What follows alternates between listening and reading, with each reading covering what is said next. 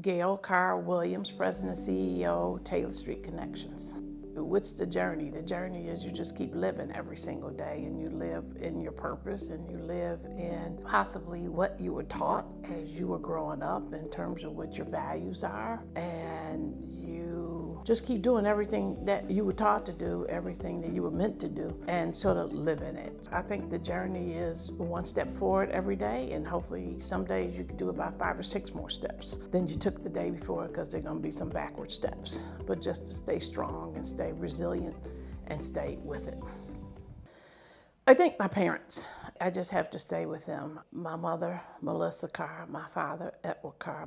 My father was a bus driver in Detroit for almost 40 years. My mother was both sometimes stay at home, but mostly worked, and she worked in a department store as a clerical. And I think they just taught us the whole value of hard work, an incredible work ethic. And they also taught us about giving back. So I'm gonna say them first, and I'm also gonna say the street I grew up on. I grew up on Taylor Street in Detroit. And it's really funny you should ask me this question today, because just last week I went back to Detroit to the homegoing services of Bessie Hall. And Mrs. Hall was that second mom on the street. We were at one end of the street, and the Halls were at the other end of the street. I say that deeply because I realized that it was that street, that neighborhood, that community that always set a table for us as young people, and particularly as young girls and young women as we became. So I would say my parents and the street they chose to live on, and those neighbors that lived on that street.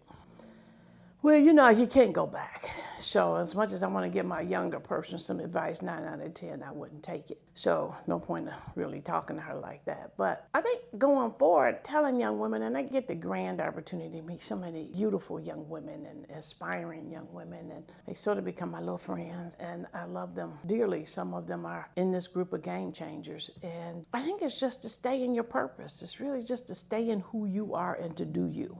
And to be resilient, and you're gonna fall down, but you're gonna get back up. And the getting back up might feel a little difficult, but it makes you a little stronger. So I would just tell them to keep pushing forward, be honest and be true to themselves, and be true and honest to what they believe in, and stand up for it and be a good advocate for the things that they truly believe in.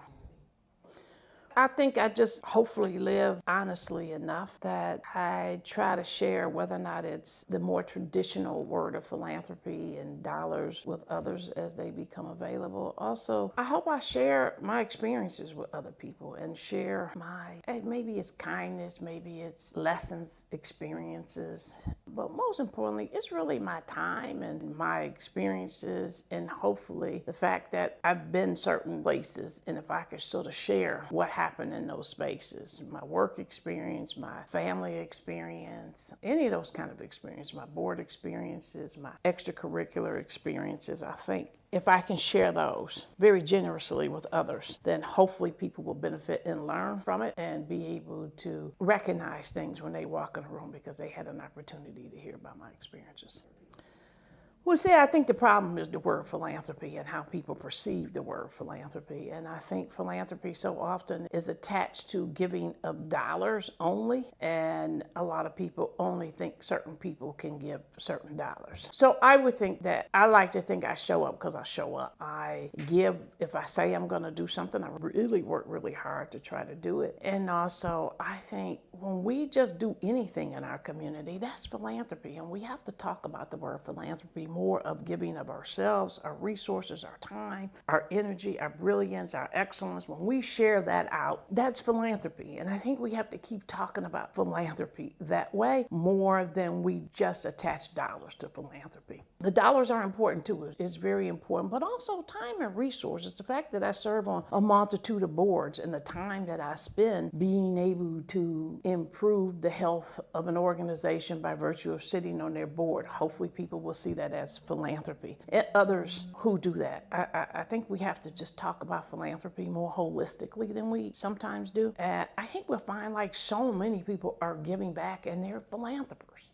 Philanthropy is everywhere. I don't know so much that I'm a game changer. I'm so honored by the Community Foundation of Middle Tennessee claiming me to be one, but I think it's their claim. I just like to think that I live in my authentic way, and I share and I give back. And I give back because I was taught to give back by my parents. I was taught to give back by those around me. And it's part of the legacy of our family. And I just hope that I'm living in that in the best way possible, and also that I'm setting an example for my children, that I'm setting an example for other younger people who see that giving back is not a challenge, but indeed it's an opportunity and a gift. And so hopefully others see that. And if they deem me to be a game changer because of that, I'm just grateful that I can be that, and I can do that, and I can commit myself to doing that.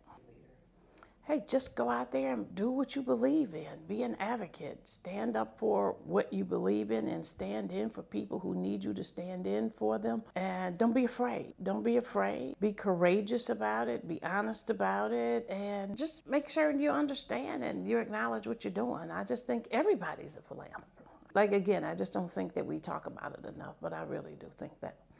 You know, since we're here at the Community Foundation of Middle Tennessee, it's growing so much right now. And I'm just excited to see where we go, how we spend more time in this foundation discovering the needs of our communities and helping to meet the needs with philanthropy. Because at times, the two have not always intersected as well as maybe we wished. But I think right now the intentionality that we are working on here in our community, and the intentionality that we are doing to meet the needs of communities and understand the needs of the communities more intimately, I think I'm just really looking forward to it, because I think it will make our communities better and stronger.